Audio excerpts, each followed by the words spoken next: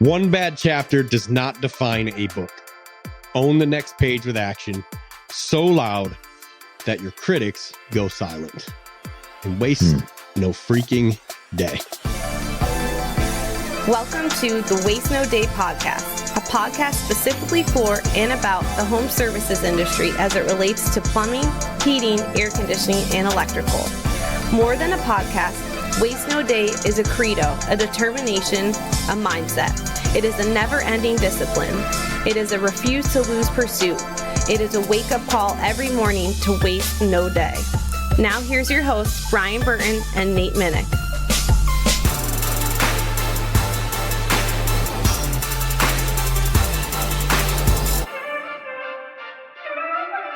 Hey, welcome to another episode of the Waste No Day podcast. Your host, Nate and Brian, hanging out with you. Nate, I'm talking to you from Lancaster, Pennsylvania, a tri-branded shop, HVAC, plumbing, and electrical out of the South Central Pennsylvania section. Brian, general manager of Benjamin Franklin Plumbing, the best plumber available in Phoenix, Arizona. And we're looking forward to a great show today. We're super excited to talk to you about the idea of the power of your words and what that can do in terms of overcoming fears and real opposition in your life. I'm not talking about mystical stuff. I'm talking about real proof, real, let's say, resources and experiential data here also from Brian in terms of what that looks like. It's going to be good content. It's going to be exciting for you. But before we get to that, we're going to change it up a little bit. Why? Because it's time. It's time to change it up. Instead of starting off with a quote, we're going to start off with a story from Uncle Brian. Picture a Spartan so tough, the word quit was not in that dude. But he still walked away from a fight. When I say a Spartan, does that ring any bells to you, Nate? Well, there'd be the current variation of the Spartan race, and then there'd be Leonidas in the 300. Yeah, buddy. Did you see 300? Yeah.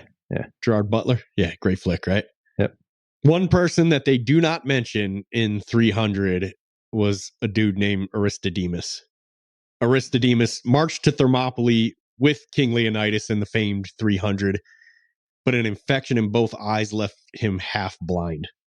Leonidas ordered him and a comrade, Eurytus, to head back. So Eurytus was going to escort him back because he could barely see. But about halfway back to Sparta, Eurytus said, "No way, bro. I can't leave them out there like that." And he told Aristodemus to keep moving, and he turned around and went back to battle. Eurytus turned back, charged blindly into the, pardon the pun, charged into the Persian swarm of, what was the king's name? Xerxes. Xerxes, yeah. I don't know if that was history. Was that really Xerxes then? As far as I know. We'll have to, let's do some reading next time before we tell a story like this. How about? Yes. Historical fact check coming up. So Eurytus charges back in to the Persian swarm and died a legend with the other 300 or 299, including King Leonidas. If you haven't seen the movie 300, it's a fun ride. Tells this story. Aristodemus, however, who obeyed orders and lived, was branded, new nickname, Aristodemus the Coward, in a warrior culture that was Sparta, leaving the battle for any reason, especially when your king and the majority of the men of Sparta died in that battle, was not a good look. You left them to die. No one shared meals with him. No one shared a fire with him. No one respected him anymore. It was over for him. And the reason I talk about this, and I was talking to my team about this morning, and Tom Spall from not too far from you in Pennsylvania owns a HVAC and plumbing company. Yeah. What's up? TE Spall, I believe the name of the team, came and visited us this morning to watch the training. And I was talking to them about it because whether anyone's here now or not, inevitably you're going to go through a rut in selling and really like every aspect of life, but some lower than others. And there are times, and for most people, there have been or will be times when you're like Aristodemus, like even if you had the best intentions, which in most cases, most people do, they just get corrupted for whatever reason. but you might have had the best intentions, might not, but you put yourself in the darkest, deepest valley and you feel like could be there now. There's no getting out of it. You've branded yourself, me the coward, or me the loser, or whatever you want to call it. And I've been there to the point where we lost everything in 2011, had to move out of our condo in Las Vegas, and wife and 2 kids that we had at the time. Sorry, I got a cold. If you can't hear it, my mind feels like it has a cold as well. I'm like stuttering over words that I just said to myself a few minutes ago. But I had to go to rehab. I had to leave, fly across the country, go to Pennsylvania, go through rehab with a 10-year opiate addiction that made us lose everything. And my wife would eventually, a few months later, drive my younger 2 kids and dog across the country to move into my mom's unfinished basement of her townhouse to wait for me to get out. And waitress to make ends meet and pay bills with credit cards and trash our credit score, just trying to make ends meet. And I got out of there at 32. And at 32, I had a 500 credit score, didn't own a thing, credit card debt as far as the eye could see, and no way to even get an apartment or anything, because what I didn't realize when I got out is you got to have decent credit to even do that. So I had to move into my mom's basement at 32 years old in 2012. And things are different now, obviously. But if I had looked at myself and my circumstances then and said, this is it, I'm Aristodemus the coward, Brian Demas the loser, the addict who train wrecked his family and future, that would have been that. And at 32, that isn't, if you're 50 listening to this, you might not feel like that. Me at 45 right now, I don't necessarily feel like that. But at 32, there was a voice whispering to me saying, it's too late. Give up. Like you're past the point where you could actually do something. And I know there are 30-year-olds thinking like, I screwed up, man. It's a wrap. But I'm here to tell you it's not. And there are 40-year-olds and 50-year-olds and 60-year-olds thinking, I've train wrecked this thing one too many times. It's too late. And I'm here to tell you it's not. There's a fighter, a Spartan left in you that can come back and create and leave a legacy for yourself of some kind in some way. So no matter what kind of rut you're in, and hey, maybe I'm just talking to somebody who's in a sales slump, who hasn't sold anything in a minute. It's like, that problem doesn't seem so big anymore, does it? I hope not. Because this Aristodemus was just following his king's orders. He's like, you're no good to us. You're a liability. Go home and protect the women or whatever. And now nobody would even share a meal with him. He's an outcast. So after a year of shame, forged a different fire. And I don't know what the word was. It's like Plataea. Plataea. Yeah, that's close enough. Plataea. And like 400 something BC, the Persians came again. Aristodemus didn't just rejoin the fight, he exploded into it, fighting with berserker fury until he fell. Herodotus said he was the bravest Spartan on the field that day. And Sparta erased the black mark from his legacy. A true Spartan, Aristodemus. I feel like they could make 301. I don't know what they would call the movie. You wouldn't just say 300 part 2 because the 300 ain't coming back, right? True. 301 with his story, although Gerard Butler's put a little weight on. He's going to have to slim it down to make this work. But what a great story that part is, right? Deleted scene in there or something. But takeaway for every tech, closer, business owner, manager, dispatcher, CSR, installer who's eaten a public loss. One bad chapter does not define a book. Own the next page with action so loud that your critics go silent, and waste no freaking day. Yeah. Oh, I like story time with Uncle Brian. It's a nice turn of events. Me too, buddy. I really have a blast doing story time with my kids. Always have. Wish I would do more of it because I feel like if I go read to my younger two tonight, I don't think my 20 and 17-year-old want any part of me sitting on the foot of their bed reading to them. But if I go read to the younger two tonight, like tomorrow, I'll look back and feel like I nailed it as a dad. That's like, it's the number one thing that I can do where I feel like I killed it. Because we have deep conversation in between. That's why most people hate watching a movie with me, because I'm like, pause. Bro, you know what they were doing right there? Right? When we just dive in. So I love story time. I love getting into it. If you want more, I don't know. Shoot us a whatever on wherever and let us know.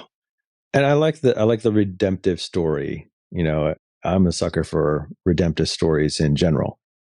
And yours is inspirational to me, Brian, and the story that you shared there is inspirational as well. Not only in terms of like being able to reframe who you are or what you were to who you are, but also in like counting the days. And I was just listening to a podcast this morning where a gentleman was sharing about like when he and his wife, get invited to a wedding, their wedding gifts, I'm sure amongst other things, but one of their wedding gifts to the new couple is a jar filled with, I'll probably get this wrong, 936 marbles. And that's approximately one a week for 18 years. And it's a reminder that every week you pull one of those out after you have a child, but every week you pull one of those out and you reflect upon the week of parenting that you had. And then you realize that jar gets one marble less every single week until it runs out. Right. And I was also thinking today, like my kids are getting older and my oldest two are, well, all of my kids play sports, but my oldest two have gotten to the places where like they need an actual person to coach them. Like, somebody who's played the sport at a higher level and knows what they're doing. My youngest two, my girl is trying field hockey this year. I don't think I've ever even watched a field hockey match, so I'm not going to be any help there. And my youngest turns 6 this year, and I might help coach baseball. I did help coach last year in the springtime, I should say. But I was just thinking like, man, my opportunities to like be a dad involved with them on a sports team, like coaching, just blew right by, blew by, gone. And in the moment, I'm thinking like, this is a drag. I got to be a coach and deal with like, the parents and the snack crew and all this stuff, right? It's other human beings. I know other human beings in general. Yeah. Right. Like, it's a struggle, right? And so it never feels like you never view it that way in the moment. But then you get through it and you're on the other side of it and you start looking back saying like, dang, I only have like one more of these seasons left until my kids surpass my ability or, don't want me to be their coach or whatever it is. And I was just like reflecting upon that with my wife saying, did I do it intentionally? Like, was I intentional enough in that area? I feel like if you're having that conversation, the answer is yes. I mean, I hope so. But like, I'm still, even though I believe that I attempted to be somewhat intentional in that area, I still got through it way faster than I ever would have thought. And here I am on the tail end of it now realizing like, dude, I only have like one more shot at this, maybe like 1 or 2 more seasons. Yeah, grandkids, buddy. Well, yeah, there's always that. There's another turn. And I have seen some coaches who are grandparents. And that's been really cool to observe. But in terms of being the direct, person of influence on a team with my children, those days are coming to an end. And how fast the opportunity fleeted from me when I was not really paying attention to it. So a great story. Thank you, buddy. Don't quote me on this. I think it was Walt Disney, but I'm not positive, who said, the quote is real. I'm not sure who said it, but we usually don't know that the moments are precious. We usually don't know that the moment is precious until it's a memory. Absolutely. Whew, getting deep here. Starting the podcast off this week. I like it, man. We should probably end it here if we want to keep it deep. You know what I mean? That was great, guys. Good to see you. We'll see you next week. Yeah, we should do a summer short series, just like 15-minute high impact and done, people are busy in the summertime, but that's all right. We'll keep going. Anyway, speaking of keeping going, it's time now to highlight one of our great reviewers who's taken the time to do that for us. And we want to share that with you just as some encouragement to hear other people's testimonials or their stories, sort of like the one that you just heard. Maybe not quite as impactful, but maybe, you never know, of the dozens and dozens and dozens of people that still listen to this show. Somebody's taken the time to share their experience with us. Brian, who do we have today? Frank, owner, West Fair. West Fair what? We don't know because it cut off at WA. West Fair Washington. Water treatment. Oh, I'm thinking it's got to be a company. Water treatment. Right. Let's go with that. Washer and dryer repair. How about that? Ooh, that'd be a good one. I like it. 5-star. I have been listening to this podcast for about 6 months, and it has made a huge impact on my life and business. I appreciate these guys so much because they cover so many ways to better your business, your process, your appointments, and ultimately yourself. It makes me feel like I'm not alone in some of my struggles as I try to grow my family's plumbing, water filtration business, nailed it, There it is, to 20 plus employees. It's a grind every day. And the Waste No Day podcast is there for me like a therapy session every morning when I'm hitting the gym. I'm finally adding HVAC to my services for the beginning of next year. So I'll definitely be listening to every episode I can, maybe twice. Thanks again, fellas. Appreciate you both and all of your guests. Frankie 2244. All right. Nice. Thanks, Frankie. I was thinking maybe he was like into wave runners, like the jet skis. That'd be awesome if we had some Frankie, people in doing owner, that. West Fair Wave Runner Repair. Almost rhymes too. I like it. But plumbing's pretty cool too. That's all right. Yeah. Water filtration for sure. Awesome. Appreciate you, Frankie, and leaving us a nice long review and the 5 stars. That was from December of 2024. We're getting ready to be into the 2025 reviews finally. As it stands on Apple right now, we're sitting at 477 Apple reviews. Love to see that thing hit 500. Yeah, sooner than later. So if you have not left a review yet, go ahead and leave one. We would greatly appreciate the support. When we get to 500, Brian will do his best karaoke for an episode. The entire episode will just be Brian taking requests live and doing karaoke. How about that? If I thought that there was any chance that anyone would enjoy that, I wouldn't be opposed to it, but I just know better. You know what I mean? I guarantee you dozens of our listeners would pay for that episode. I guarantee you they would would immediately ask for their money back. Anyway, on Spotify, we have 363 5-star reviews. 5 stars. And if you don't listen on Spotify, jump over there anyway. Download Spotify. Download the Waste No Day podcast. Drop us a 5-star review. And then delete it. I don't care. We don't work for Spotify. So whatever. Just keep listening. Yeah, man. We'd appreciate it if you did. Thanks for sharing that, Frankie. And we hope that today's episode is along the same lines of what you just talked about there. And it's time now for us to put ourselves in your passenger seat. Well, we're squeezing both of us in there today. And we're going to be talking about the idea of stepping into the unknown or perhaps the fearful areas of our life, and what we can use our words to help us overcome some of those trepidations or cautions.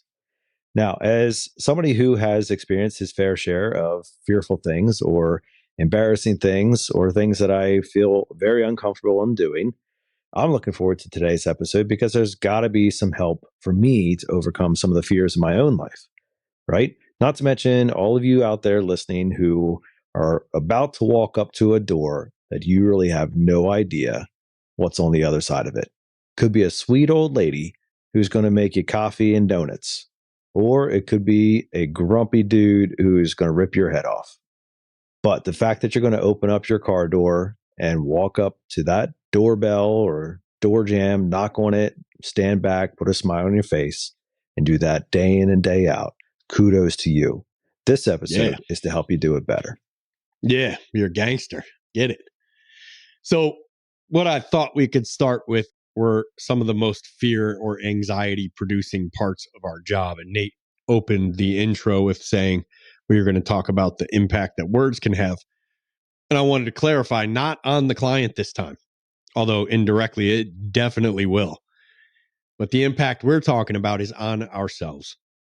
And best way to open it for sure would be to say, what are some of the most fear-producing moments, anxiety-producing moments in the service call, sales call, CSR phone call, manager call to the upset client, right? And the most fear-producing part of that for most techs and salespeople is definitely going to be the knock at the door.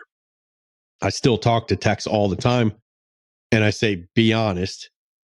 Raise your hand if right before you hit that door jam, you still get the little nervous feeling like you just don't know who's on the other side of this, some or most of the time. And 80, 90% of the hands go up, and 10 to 20% are liars. I wasn't laughing, bro. So that's number one, and it shouldn't be number one. Number one should be when we go to ask for the sale the first time. Challenge is, as we know from a survey posted in an article in the by the NASP, the National Association of Sales Professionals, they quoted Richard Fenton, who we know from being the co-author of Go for No, one of the baddest little books on sales on earth, that as many as 85% of sales presentations in the United States end without a client ever being asked to buy one single time. And I know there's those, like, I'm just going to call them what they are. They're all bravado, and they're kind of like almost bullyish about it, where they're just aggressive by nature and they're not afraid to ask anybody to bribe. Watch this. You know, that, like, I think of Farva from Super Troopers. Did you see that movie? I have not seen that one. We're going to go up to the window and see Meow. And Farva's like, for $100, I'll call him a chicken effer. Just, never mind. If you see it in the movie, you know what I'm talking about. If not, you're fine. You'll probably go, you'll do just fine the rest of your life without seeing it. It's a hilarious movie, though. But it's all bravado and angst and like show off and aggression and kind of bullyish behavior where you'll just go push anyone into anything. I don't consider that sales. So, and I have it in me to go be like that on a sales call, but I would not consider that a win, although it would pay bills, right? And to be frank, for at least a lot of my career as an addict, I could easily compromise what little integrity or self-respect I had and lie to a customer. But again, I would not have considered that a win. We talked about the Contra thing in a while. Yes, it came up a couple episodes ago. Okay, yeah, it's funny.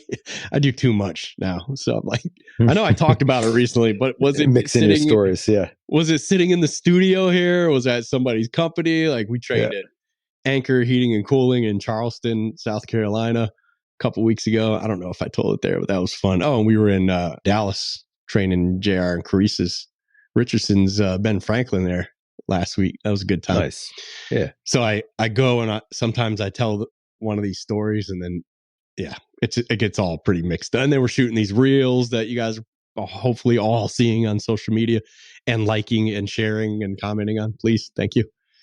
Yeah, I'm seeing more of you than I ever cared to. That's whatever, bro. You still have that picture right above the bed. Yes.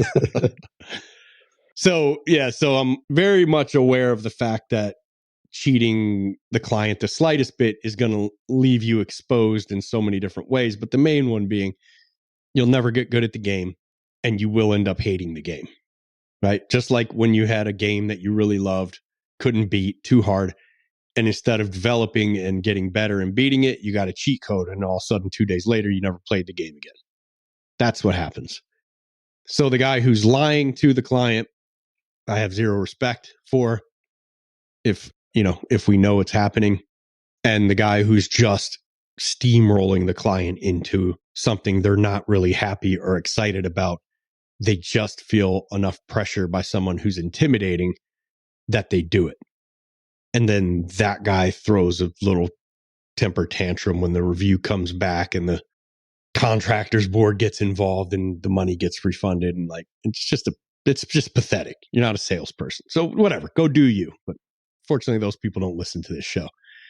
So what I'm talking about is the regular person who's going into sales or who's been in sales for a while, right? Where we get anxiety and a little bit of fear going to knock on that door.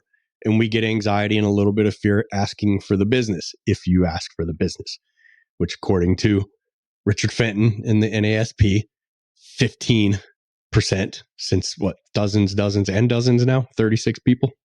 What does that leave us? Like 8 people are asking for the sale? Maybe even less. Yeah. So 6 of you, I don't do math that well, but 15% of the people listening to this ask for the sale. That should be the most anxiety we experience. So the reason we bring these things up, what else would there be besides those 2 things? Oh, certainly when a manager is calling an upset client who's just, raw, right? Or if you have a crap dispatcher who warns you on the way to a call that this person's pissed. Hey, man, make sure you're there on time. They're already pissed. Like, dude, why? Speaking of dispatchers, there's another one. Dispatcher having to call a client to ask them to move. Oh, yeah. Because such and such for the 3rd time. It's a maintenance call and it hit 118 in Phoenix last week. And HVAC companies need to get to that demand call, right? And you got all these no cools. So yeah, so especially if they've been moved before and the dispatcher's looking at this call like, oh, good, I get to be the second person to kick this can down the road. But manager's calling an upset client and you have this feeling where as soon as you finish dialing, when they pick up the phone, they're going to attack. Now, here's the thing. With all of these scenarios is we've all been through the majority of them. Never once has a diamondback rattlesnake jumped out of the phone or through that doorway and bit us and sent us to the hospital. Not once. Why can't we tell our brain that? Right out loud. Why can't I convince myself that I don't need to feel like this? That to this day, there has not been the client that I couldn't turn. Right? If I decided to, no matter what, I'm going to flip this client. There's nobody who was impossible to turn, and nobody has physically hurt me or stabbed me or any of this stuff. But see, that's where I have thoughts on that, right? So I believe one of our previous episodes went through the science that the brain interprets rejection similar to how it interprets pain. Yeah. So there's always that fear, right? The anticipation of physical pain and the anticipation of social rejection are literally the same. So yeah, it's a huge fear. And we've gone into, it was a Harvard Business Review study that I was reading for a while there. Or no, it was, Harvard's, Ken Goodrich bought me a subscription to Harvard Business Review, which was just cool. Didn't say anything, didn't text me. It just came in the mail for the first time and like had a sheet of, or maybe an envelope with a card in it that said, my gift to you, Ken Goodrich. I was like, well, that was freaking awesome. But there's no audiobook. So I just crack them open and swing through them and I find these studies and surveys. And this one that we're going to quote today is from a little bit older one, but they all just ring pretty true. And they're studies and blind studies where they have 3 different groups or 4 different groups of people doing similar things and none of them know the other ones exist and that kind of thing. So they're actually really well conducted experiments that have reason to believe that they're true, right? Where were we before we jumped off into that? Painful experiences. Why can't we tell our mind that there's not a rattlesnake on the other side? Yeah. So I don't remember the lady's name who did the research on this one, but it was social rejection. And what it was basically traced back to was the fact that if we lived in a village 300 years ago, which was pretty likely, well, I might be good at killing animals and making meat out of them. You might be good at turning their fur into clothes. Mike Vavrick might be good at farming. Aaron might be good at digging wells. Brennan might be good at security, right? Ryan's Vayu's probably not good at anything. but we like having him around because he's funny sometimes. So everyone is good at what they are good at. And for that reason, the community keeps that person and his or her family in the village, right?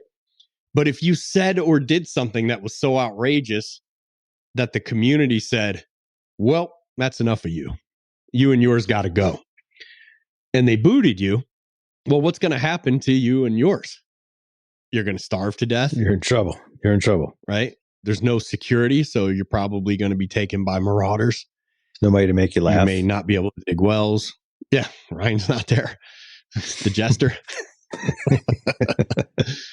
So whatever happens, it ain't going to be good. And so the fear of social rejection really came from that sense of the very necessary community that we had then.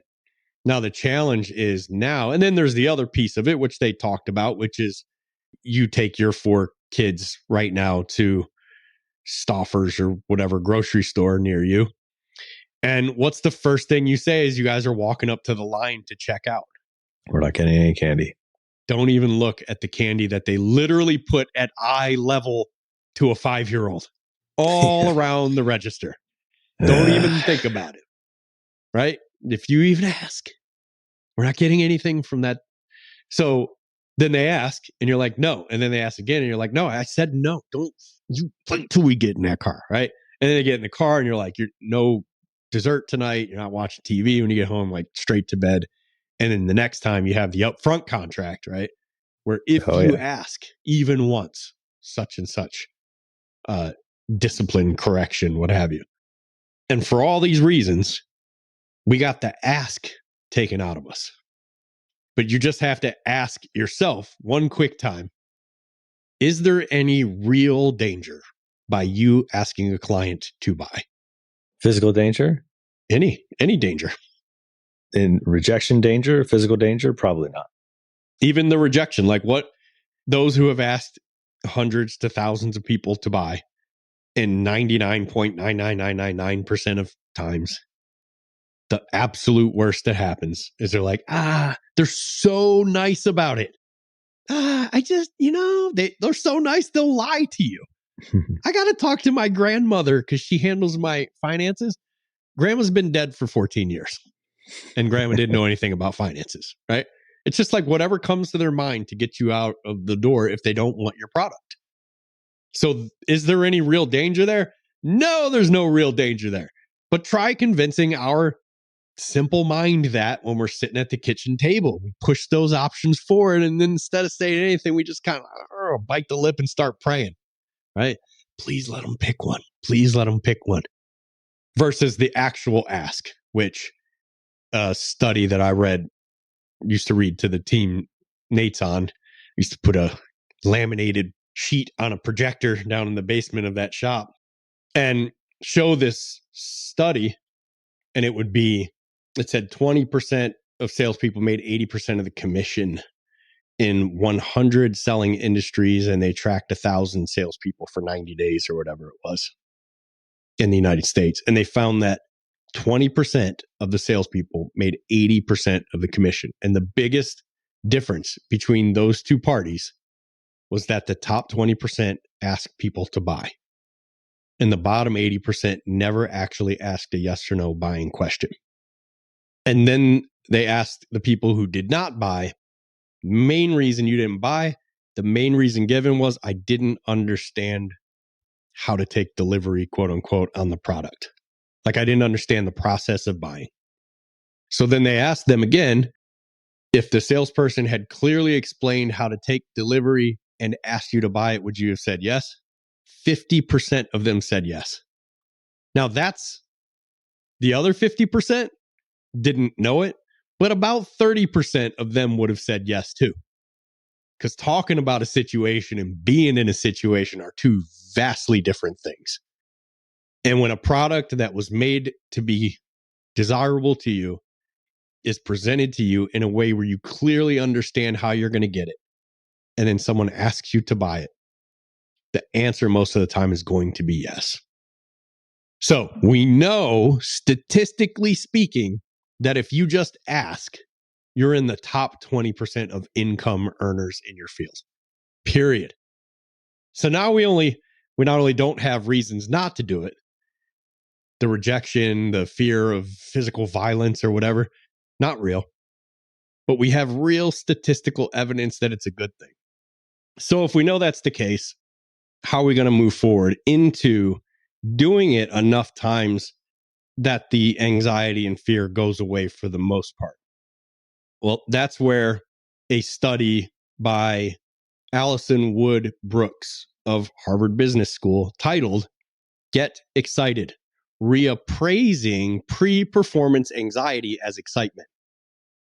Not sure I ever heard the word reappraising before, but I like it. So it was published in the Journal of Experimental Psychology.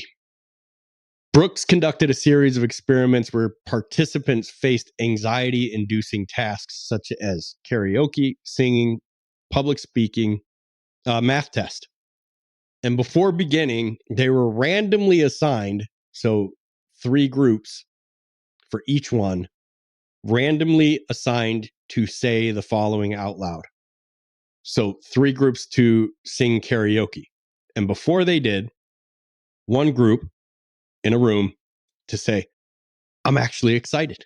I'm excited about this. I'm excited about this. I'm so excited to be doing this. The other group, I'm anxious, I'm nervous, I'm anxious, I'm nervous, which is what most people would be saying anyway. And the third group, nothing, just left to their own devices, right? And then for the public speaking, the second one, 3 groups as well. And the 3 groups were told to do the same thing. Group 1, I'm excited, I'm excited, I'm excited. Group 2, I'm anxious or nervous, I'm anxious, I'm nervous. And group 3, no instructions. Just get ready to speak in public. Study 3, math test, same thing. 3 groups, I'm excited, I'm nervous, or nothing. So what happened? In study number 1, the karaoke singing, those who said I'm excited performed significantly better, averaged about 80% accuracy on the words of the karaoke than those who said nothing or I'm anxious. Really? Performance was boosted by 20% because the average for the other 2 groups was about 60% accuracy. Wow. Yep. All words, bro. Just words.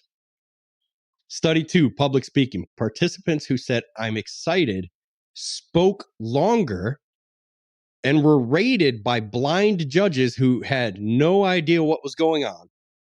The first group was rated as more persuasive, more confident, more competent, and more persistent than the other 2 groups. Sheesh. So think about that. I'm excited versus nothing, or I'm nervous, I'm nervous, I'm nervous, which is what most people would have been saying. And in the math test, being told I'm excited or saying I'm excited improved performance and increased the likelihood of viewing the task as an opportunity as opposed to a threat. Yeah, I don't know how a math test could be looked at as an opportunity. It's an opportunity for me to get my butt kicked. Yeah. So the study is, just to clarify here before we go on, we're not talking about any level of coaching or any level, like, we're not talking about a mindset shift, like say it until you believe it, like keep saying it until you believe it, and then go out there and make a speech. The study is indicating that it was just the phrasing of the words out loud. That's it. They didn't do anything with their body language. They didn't have them listen to music, like nothing but what they were going to say for a little bit before they did it. That's it. Crazy, right? Yeah, it's unbelievable, really. Yep. Why it works, according to the survey, anxiety and excitement are both high arousal states. They share increased heart rate, sweaty palms, and heightened awareness. Shifting from anxiety to excited keeps the arousal level, but flips the mindset from threat-focused to opportunity-focused. It's facing problems on your heels versus facing them on your toes. I threw that part in. It's been described in popular pieces like The Atlantic under the term anxiety reappraisal, basically telling yourself you're excited not nervous. But you don't say, I'm not nervous, because you just train your brain to focus on nervous. You say, I am excited. It reminds me of a proverb: death and life are in the power of the tongue, and those who love it will eat its fruit. And like, it seems so simple, and yet the power of words in our lives, I think, is very underrated. I just heard a message the other week about how, the old like sticks and stones may break my bones, but words will never hurt me. And just how much of a lie that concept is. Because whether it is comments that were said by somebody else to you that you're still replaying in your mind 20, 30 years later and still holding you back by the power of what somebody spoke over you 2 decades ago, or whether it's the comments or curses that you speak over yourself when you get down on yourself. Like, I'm such an idiot. Should have closed that call. Should have asked for the sale. Terrible at this. Those things matter. And I mean, I would take that as kind of the reverse of that study, or really the group 2, where you're speaking death over yourself or over others. And the impact that can have is real and tangible, not only for yourself, but for those around you. And think of how, especially in today's world, where just the negativity is constant and surrounding us, right? Think of how refreshing and encouraging word is in any moment of your day. If somebody genuinely stops you and say, hey, Brian, thanks, man. I really appreciate who you are, what you stand for, and what you do for me. Doesn't have to be more complex than that. A little thank you, a little, hey, dude, you look like you're having a rough day. I just want to let you know, I believe in you. You can keep doing it. Keep going on, right? Something like that. The power of that in our lives, I think, is not only recognizable, but is seriously undervalued. And here we have a study that's really kind of putting that front and center. And as Brian continues here, I ask you to think to yourself, how many times are you in your truck cursing yourself, like in one way or another, complaining over yourself or tearing yourself down or not believing in yourself before you get out of that truck to walk up to that door? How do you think that's going to go? You're telling me you think it has no impact? You'd be wrong. The power of our words to others and to ourselves matter. 100%, buddy. Take it away, bro. Nice. Appreciate that. Let this voice rest a little bit while you just drop bombs. Yeah. So from your perspective, how are we using that throughout the course of the day? Technician, dispatcher, CSR, manager, owner. What are you? Marketing secretary still? Yes. Assistant to the marketing secretary. Yeah. Yeah. So how is each position utilizing that in what could be the worst parts of their day? How are they utilizing the power of words, either pro or con, like either positive or negative? Let's stick to the positive. Positive. Okay. Well, one thing that I certainly value, and I believe you have lived out, is the power of a great training in the morning. Whether you are communicating a life message or a sales impromptu session or some type of, hey, rah, cheerleading, motivational message, I don't care what it is, the power of what you're doing with your team in the morning, whether you're a manager, service manager, field operator, whether you're a team leader, the owner of your business, or a tech who's just speaking to other techs like you. The power of what you say in a morning meeting can set the day up properly. It can also tear the day down properly.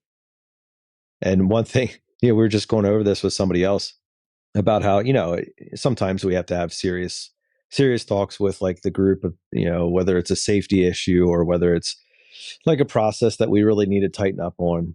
Don't ever let that be the last thing that you say at your meeting before you send somebody out on the road.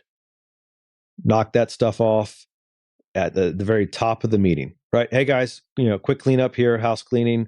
We got to tighten up on this. We got to do this. We got to get a little bit better here. I believe in you all. It's going to be great. Okay, let's shift into the topic, right? And get into it and send them out on a high note. Never send them out on a downer, because the power of your words have impact. If you're a dispatcher, right? and you're talking to your technicians day in and day out, are you communicating belief to them? Are you tearing them down? Are you complaining about the client they're about to go to, thinking that that doesn't have an impact on their perspective when they arrive at that door? Are you kidding me?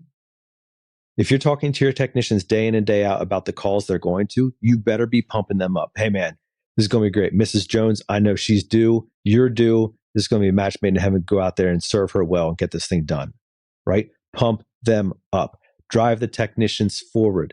Challenge them to greatness. Believe in them for more.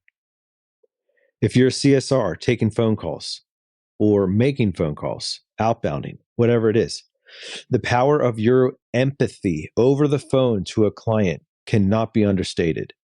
Your ability to make a client trust you over the phone is your superpower. That is the thing that you do that many, many, many others could only dream of doing. Your empathy over the phone, your ability to make a person trust you, perhaps you're even selling a membership over the phone, your ability to make them believe in your company, even though they've never used you before, simply by your words and the way that you use them is a superpower. And you speaking positively, not only over the client and how you are about to serve them, but also your technicians and everybody else along the way that's going to impact the life of that client and the service that they receive. Setting up everybody else for success is what you need to be doing, speaking positively. You're a technician in the field, right? You're a salesperson in the field. And the homeowner, maybe you observe like a sticker of another company on something that doesn't look so good. Or maybe the homeowner mentions about how such and such company was out the other week and how whatever, they didn't trust them or their price was this and that. What do you do in that moment? You don't tear them down.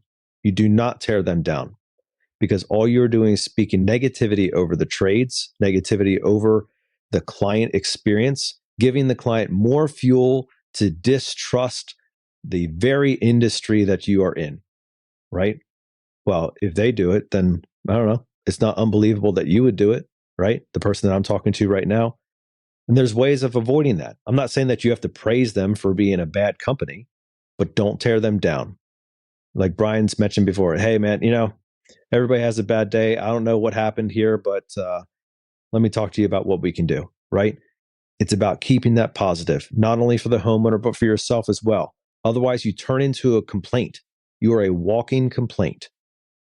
If you're an owner, let me tell you, while I'm not an owner, I certainly have perspective on what ownership looks like and how you get pulled in 36 different directions on an hourly basis. And it's easy to become cynical at everybody, at the clients, at the technicians, at the attorneys and the lawyers, at the tax guys and the accountants, at the CSR. It's easy because nobody ever treats the business like you think they should be treating the business, because they don't own it. They're not you. And if you allow yourself to speak into that, it starts coming out of you, right? You start bleeding out complaint and negativity. And now, finally, the things that were supposed to remain quiet upstairs in your head start coming out of your mouth. And you start saying things like, can't believe he said that over the phone. Wow, that was just completely bird-brained. We need new CSRs around here. Or, wow, I can't believe these technicians, they don't even have the decency to tuck in their shirt for a morning training, right?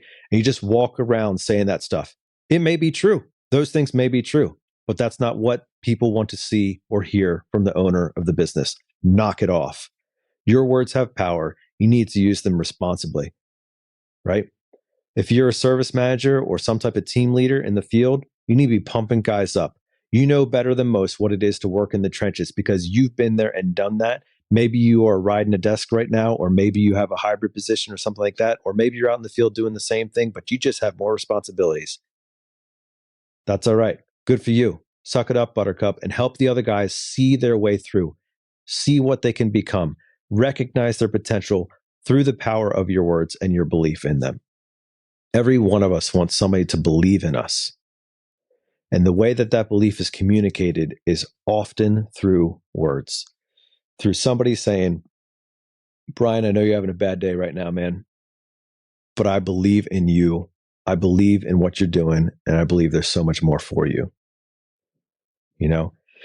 I think those types of things can have impact from top to bottom in our organization. If you see negativity, call it out. And I need to do that myself because it's as easy for me as the next guy to get into a spirit of complaining, to get in a spirit of tearing things down. And that's about the things that I observe about myself as well. And just self-doubt and self-hatred and all those types of things that are not beneficial. And you allow that to exist in your company, you are allowing things to be hindered and held back from what they potentially could be. And if you want a team to grow with, maybe you're on a team where there is no light, there is no positivity, you might be it and you're tired. There is a team out there, Blue Collar Closer, bluecollarcloser.com. How do I know that? Because Hayden Atencio posted a little review inside the group, and he said, being brand new in the trades is difficult, especially when you yourself are a young technician. The Blue Collar Closer training not only provides the framework for an excellent process to build on, but gives the perfect community to grow with. As long as you invest in yourself, delay gratification, and put in some sweat equity. Thank you, BCC, for not only giving me the training and community, but inspiring the desire for me to become great. Yeah, man. Love that. Speak the positivity. Awesome. Yeah. BlueCollarCloser.com. Join us. Join the movement. Yeah, it actually says that on the info page. It's in a sales program, it's a movement. Like, yeah. Anyway, I need to have a movement. So let's wrap this thing up. A little plumber here, a little drain cleaner humor there. This is good stuff. Okay. And the study I think is impactful, but you don't need the study to know this. You don't need a scientific, double-blind, Harvard conducted study with all the bells and whistles to tell you the power of words. You just need to recognize it and then listen to it. All right. You hear guys, laughing it up and cutting each other down. Either knock it off and tell them to knock it off or get out of there. That's not who you are. That's not what you want to be associated with. Who do we have on a while back, right? Jesse Cloud, audit your circle, right? You got a bunch of people like that you're hanging out. It's time to audit the circle. Audit the circle. Mm-hmm. Kick a couple of those guys to the curb, move on, find some people who are going to bring positivity into your life. And you know what? If you audit your circle and you see everybody else is being pretty positive, oops, better look in the mirror.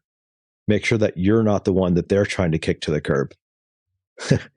We don't want to be that person. We don't want to be the person that when we come around the corner, a bunch of eyes get rolled. And like, oh, here comes Debbie Downer, right? And I need to speak to myself on that as much as anybody.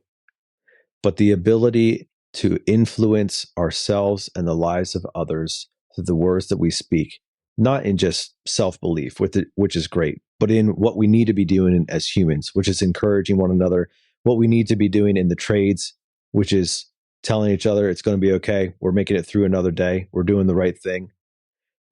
That type of stuff matters, right? You wouldn't let somebody speak to your kid the way that you speak to yourself. So knock it off. And if you want more on Get Excited, Reappraising Pre-Performance Anxiety as Excitement by A.W. Brooks, as she goes by, or Allison Wood Brooks of Harvard Business School. Hit us up, service@wastenoday.net, email. That's service@wastenoday.net. Shoot us an email if you want to get on Wiser Wednesday.